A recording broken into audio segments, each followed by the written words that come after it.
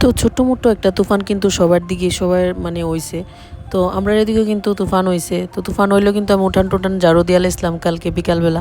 তো আজকেও দেখো উঠানটার কি অবস্থা, ঘুম থেকে ওইটা দেখে কি একটা মেঘলা, মেঘলা ভাব হয়ে রইছে। তো হরে কৃষ্ণ বন্ধুরা, তোমরা কেমন আছো? আমি পিঙ্কি আবার আয়া পড়ছি একটা নতুন ভিডিও ব্লগ নিয়া।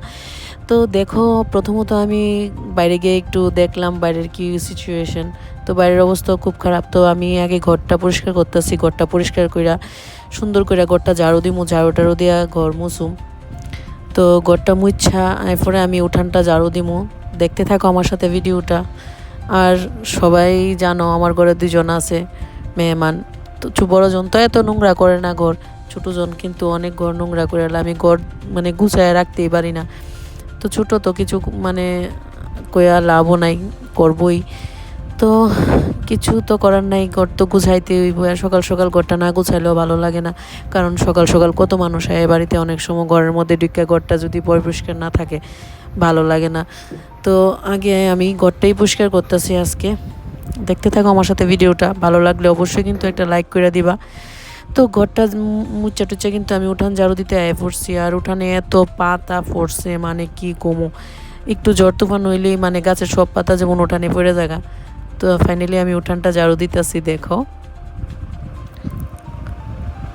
আর আমার উঠানের অবস্থা এমনিতেও বেশি ভালো না, চিপস টিপস অনেক কিছু ফালায় রাখছে, মানে বাড়ি ঘরের অবস্থা খুবই খারাপ। তবু যতটুকু পারি পরিষ্কার করে রাখি।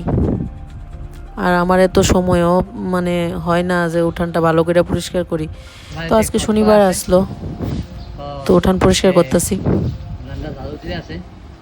দেখা যাক কতটুকু সাকসেস হয়।